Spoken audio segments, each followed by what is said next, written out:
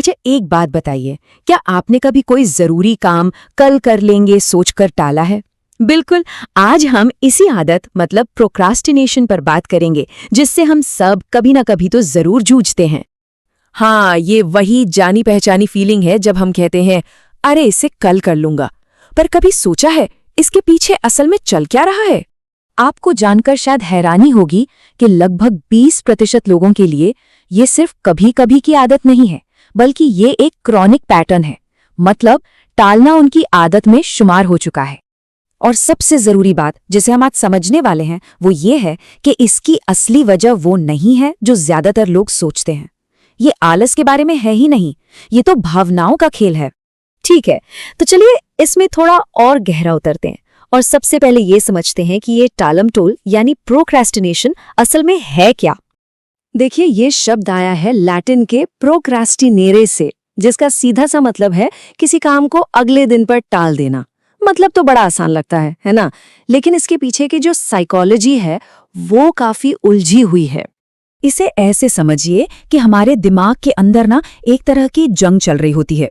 एक तरफ है हमारा लिम्बिक सिस्टम जो इमोशनल है, जो चाहता है कि मजा अभी मिले इसी वक्त, वो कहता है मेरा मन नहीं कर रहा। और दूसरी तरफ है हमारा प्रीफ्रंटल कॉर्टेक्स जो लॉजिकल है, जो प्लान बनाता है और लंबे समय के फायदों के बारे में सोचता है। वो कहता है नहीं, ये अभी करना चाहिए। और टाल मटोल बस तब होती है जब ये इमोशनल हिस्सा जीत जाता है। और ये बात रिसर्च में भी साबित हुई है।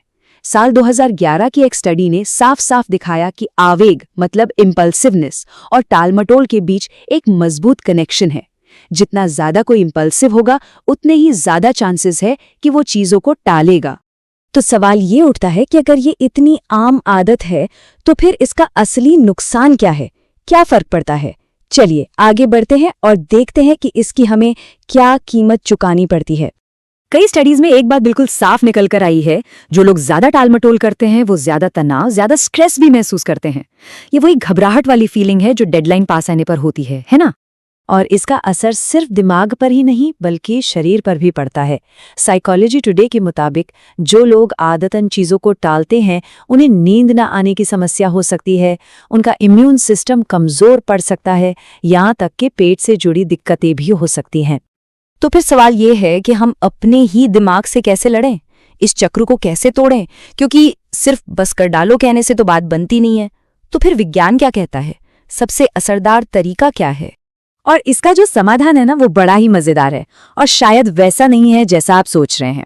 इसका किसी विल पावर या फैंसी टाइम मैनेजमेंट ऐप से कोई लेना देना नहीं है। सबसे पहले तो हमें इस पूरी समस्या को देखने का अपना नजरिया बदलना होगा।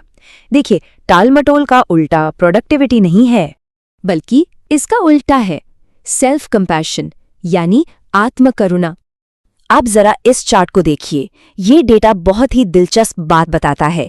ये दिखाता है कि टालमटोल और तनाव के बीच एक पॉजिटिव रिश्ता है, मतलब एक बढ़ता है तो दूसरा भी।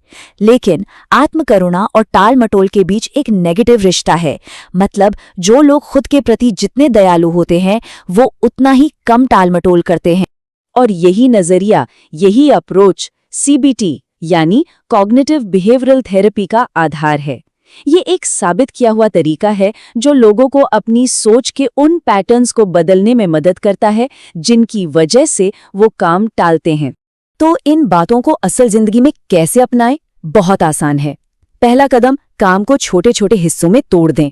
दूसरा, उस भावना को पहचानिए जो आपको रोक रही है, चाहे वो डर हो या चिंता, बस उसे स्वीकार कीजिए। और तीसरा, अपने फ्यूचर सेल्फ के बारे में सोचिए कि आज जो आप करेंगे उससे आपके आने वाले कल को कितनी मदद मिलेगी। तो चलिए अब इस पूरी बातचीत को समेटते हैं और देखते हैं कि टालमटोल पर इस नए नजरिए का हमारे लिए क्या मतलब है। इस पूरी बातचीत का सार ये है।